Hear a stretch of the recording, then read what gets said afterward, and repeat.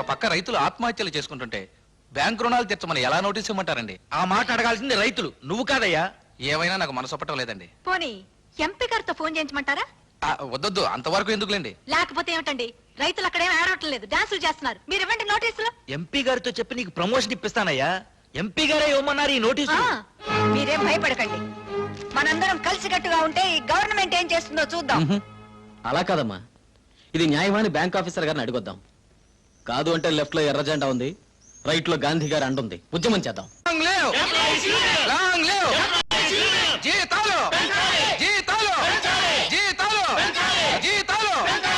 ఈరోజు సమ్మె అండి? అవును, ఒక్కరోజు సమ్మె, జీతాలు పెంచమని. మీ జీతం ఎంతండి? 4000. 4000 రూపాయల అంటే సంవత్సరానికి 48,000 రూపాయల ఆదాయం. ఆ డెబ్బై చాలుగా సమ్మె చేస్తున్నారా? మీకేమమ్మా, పల్లెటూళ్ళలో తాత ముత్తాతలు కట్టించిన నెలలో ఉంటున్నారు. ఇక్కడ మేము నెలకే 2000 రూపాయలు ఇంటి కడుతున్నాం. మీరు మీ దొడ్లో గేదె పాలు పిండుకొని తాగుతున్నారు. ఇక్కడ మేము లీటర్ నీళ్ల పాలు 8 రూపాయలు పెట్టుకుంటున్నాం. మీరు మీ పంట పొలాల్లో పండిన కూరగాయలు వండుకుని తింటున్నారు. ఇక్కడ మీ కిలో కూరగాయలు 16 రూపాయలు పెట్టుకుంటున్నాం. మీ ఉద్యోగస్తులు సుఖపట్టలేదు, మా రైతు కూలీలు సుఖపట్టలేదు. దయచేసి మా మీద సానుభూతి చూపించండి. మా పోరాటంలో చేయి కలపండి. మా గ్రామానికి వచ్చి జప్తు చేయడం ఆపేయండి. సారీ, అది మా ఉద్యోగ ధర్మం. అంటే రుణాలు కట్టకపోతే జప్తు చేస్తారా? అవసరమైతే పోలీసులతో వస్తాం, అది గవర్నమెంట్ రూల్. అదే ఖాయం అయితే మీరు సాంఘిక బహిష్కరణకు గురవడమో ఖాయమే. పదమ్మా. ఇదేంటండి బాబు, ప్రతింటికి తాళం వేశారు? జప్తు చేస్తారని భయపడి ఈ పని చేసి ఉంటారు. నోటీసులు అంటే ఇద్దాం పదండి.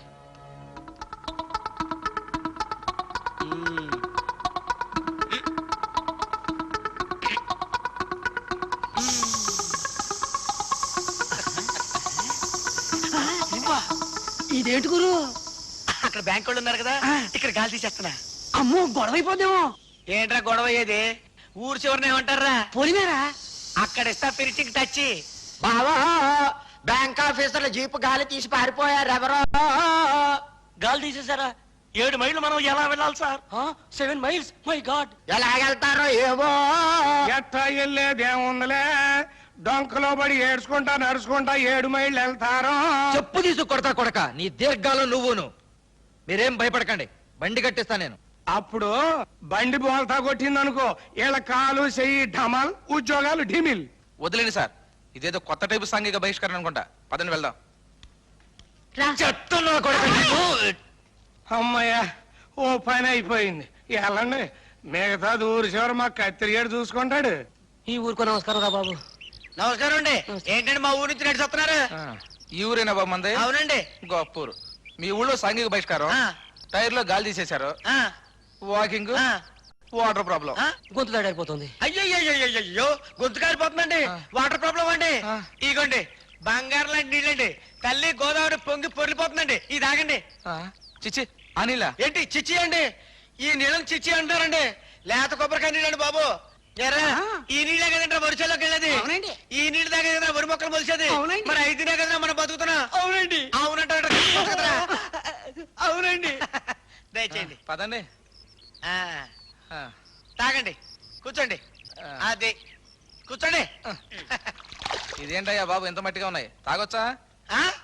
చూడరా, మట్టి నీళ్ళు అంటారా? మనం పుట్టింది ఎక్కడ మట్టిలోనే కదా. అవునండి. మనం చచ్చిపోతారా కలిసిపోయింది మట్టిలోనే కదా. అవునండి. మరి మట్టి నీళ్ళు అంటాడేంట్రా? అవునండి. అవునండి అంటాడు. మీరు తాగండి, లేకపోతే నాకు వాసిపోద్ది. ఏమండి ఏమండి, ఏ మాటగా మాట చెప్పుకోవాలండి. ఓసారి తలకాయ పెట్టి చూడండి. ఏటా ఇది? ఏంటే, ఒకవైపు రైతులు ఆత్మహత్య చేసుకొని చచ్చిపోతుంటే జీపెక్కి ఫైల్స్ తీసుకొని అప్పులు వసూలు చేసుకోవడానికి వచ్చారంటే. అప్పులు వసూలు చేసుకోవడానికి వెళ్ళండి. అందుకే ఇచ్చాక ఫినిషింగ్ టచ్. ఏమిట్రా, కొడుకు కలెక్టర్ కదా అని మీ అమ్మ తమ్ముడు రెచ్చిపోయి జప్తు చేస్తే చంపేస్తామని బెదిరిస్తే చూసి ఊరుకుంటా అనుకున్నావా? అలా అని ఎవరైనా రిపోర్ట్ చేయాలిగా? నేను చేస్తున్నాను. ఇందులో నా సంతకం కూడా ఉంది.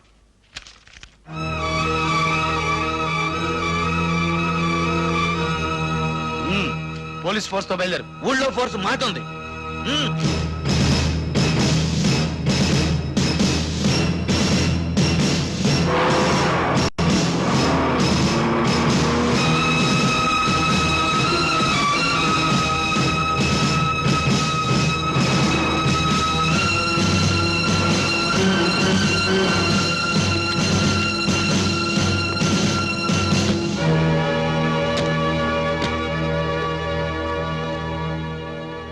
రాజ్యలక్ష్మి గారు, మీరు ప్రభుత్వంతో కోఆపరేట్ చేయాలి, జప్తుకు అంగీకరించాలి.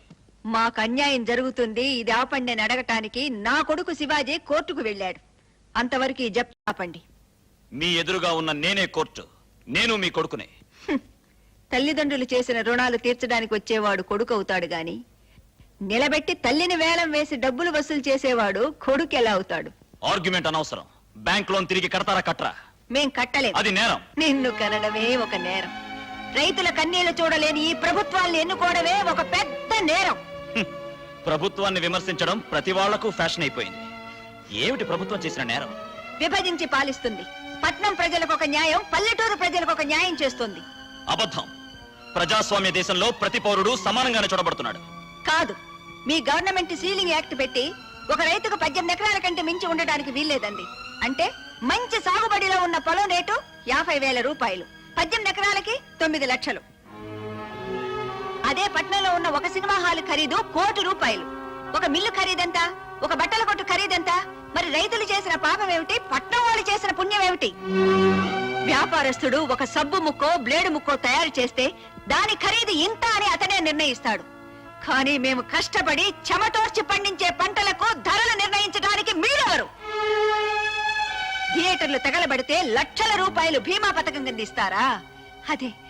అదే మా పంటల తుఫాన్లో కొట్టుకుపోతే హెలికాప్టర్లో తిరిగి ఏమంత నష్టం జరగలేదని తిరిగి వెళ్లిపోతారా? అవన్నీ మేము ఇక్కడ సరిదిద్దగలం. కేంద్ర ప్రభుత్వం వద్దొద్దు. కేంద్ర ప్రభుత్వం రాష్ట్ర ప్రభుత్వం మీద, రాష్ట్ర ప్రభుత్వం కేంద్ర ప్రభుత్వం మీద వేసుకునే నిందలు విని విని మా చెవులు దిబ్బెళ్ళెక్కిపోయాయి. చూడండి, మేము ఇక్కడికి వచ్చింది మీ బాధలు వినడానికి కాదు. మీరు గవర్నమెంట్ తో సహకరించకపోతే అరెస్ట్ చేసైనా సరే. వేయించు సంకెళ్ళు. ఈ చేతులతో మట్టి పిసికి, మోడు నరికి, అరక దున్ని నిన్ను కలెక్టర్ని చేసిన పాపానికి ఈ చేతులకి సంకెళ్ళు వేయాల్సింది. వేయించు సంకెళ్ళు. కానీ ఒకటి మాత్రం గుర్తుంచుకో, నా కంఠంలో ప్రాణం ఉండగా జప్తు చేయించలేవు. ఇన్స్పెక్టర్ సార్, ఆవిడ్ని వెంటనే అరెస్ట్ చేయండి. Yes, sir.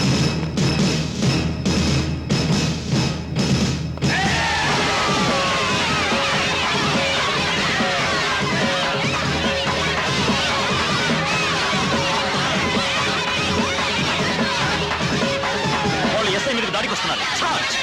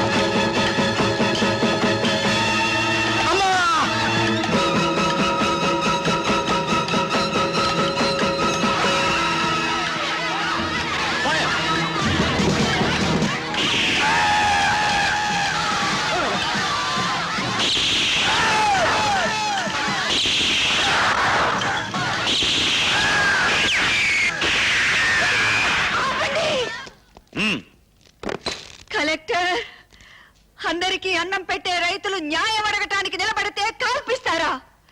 భారతదేశంలో భూమిని నమ్ముకుని బ్రతికే 80% మంది రైతు కూలీలు చెయ్యి కలిపితే 20% మంది పరిపాలించే మీ ప్రభుత్వాలు పేక మేడల్లా కూలిపోతాయని నిరూపిస్తాను. పంటలు పోయి కొందరు ఆత్మహత్యలు చేసుకుంటుంటే మిగిలిన వాళ్ళని మీరు కాల్చి చంపుతున్నారు. ఇదెక్కడి న్యాయం అని నిలదీస్తాను. ఈ అమరవీరులకు ఇక్కడే స్తూపాలు కట్టించి భారతదేశంలో ఉన్న రాజకీయ నాయకులందరినీ పిలిచి రైతు రాజ్య స్థాపన కోసం ఈ సమాధుల నుంచే పోరాటం ప్రారంభిస్తాను.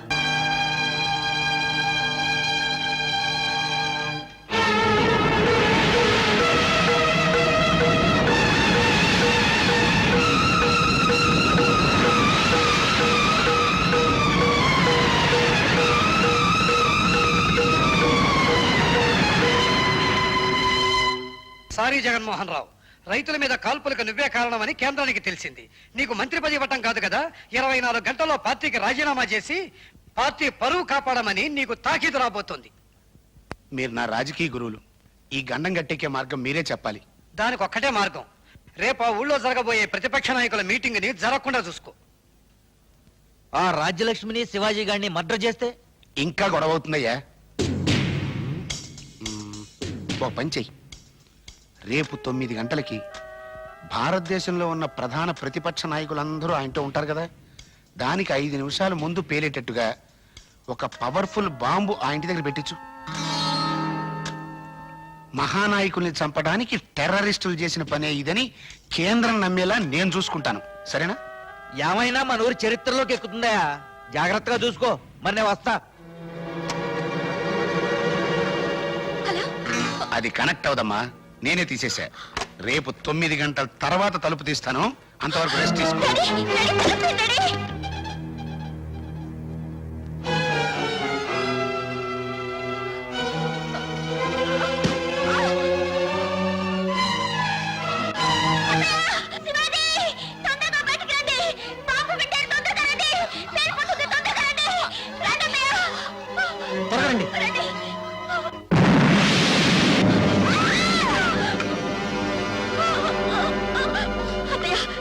మనుషులు భీముని చంపేస్తున్నారు అత్తయ్య.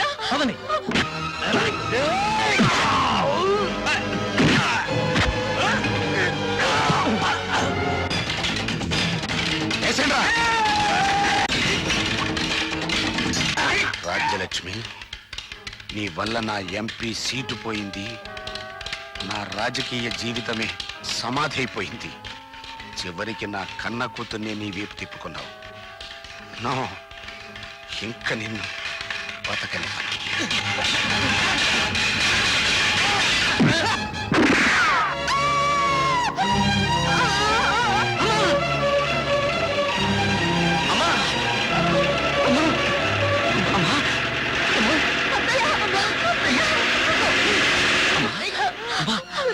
వాడు పారిపోతున్నారా? వాడిని పట్టుకో.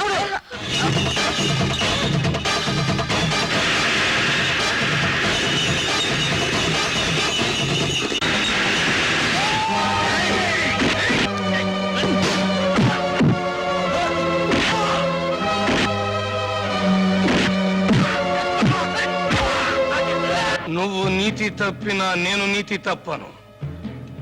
ఇప్పుడెవడు సాక్ష్యం లేడు. నువ్వు నన్ను చంపుతావో నేను నిన్ను చంపుతాను.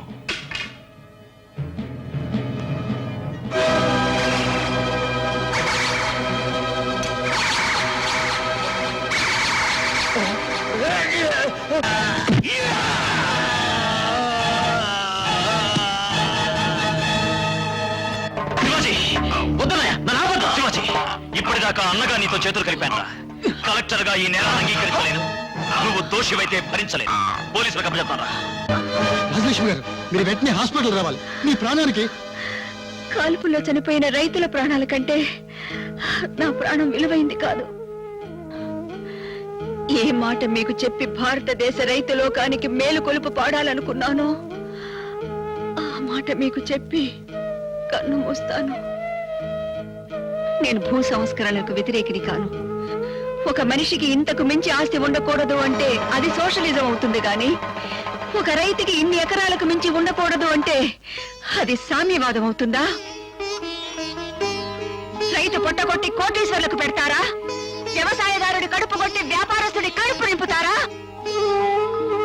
అన్నం పెట్టే రైతు ఆకలి చావు చేస్తే, ఆకలి తీర్చే రైతు చావు కేకలు పెడితే ఈ మదర్ ఇండియా ఆనందిస్తుందా? ఈ భూమి తల్లి సంతోషిస్తుందా? సముద్రం పక్కన తుఫాను వస్తే ఆ ప్రాంతం వరకే నాశనం అవుతుంది. కానీ రైతుల శరీరంలోంచి చిందిన రక్తం ఎర్ర సముద్రంగా మారితే, ఆ రక్త సముద్రంలోంచి తుఫాను పిడితే ఈ మదర్ ఇండియా స్వరూపమే మారిపోతుంది. షెడ్యూల్ కులాల వారికి రిజర్వేషన్స్ ఇచ్చారు, వెనకబడ్డ కులాల వారికి రిజర్వేషన్స్ ఇచ్చారు. ఇవ్వండి. కానీ ఆర్థికంగా చితికిపోయి ఆత్మహత్యలు చేసుకుంటున్న కులం మాది, రైతు కులం. మా కులానికి మీరు ఏ రిజర్వేషన్స్ ఇస్తున్నారని ప్రశ్నిస్తున్నాను. మట్టి అని నమ్ముకున్న వాళ్ళని మట్టిలో కలపకండి. వాళ్ళ కన్నీళ్లు తుడుస్తామని, వాళ్ళకు జరిగిన అన్యాయం గురించి ఆలోచిస్తామని, భారతదేశం ఏ వ్యవసాయం మీద ఆధారపడి ఉందో ఆ వ్యవసాయదారుల శ్రేయస్సు కోసం పోరాడతామని నాకు ప్రమాణం చేయండి.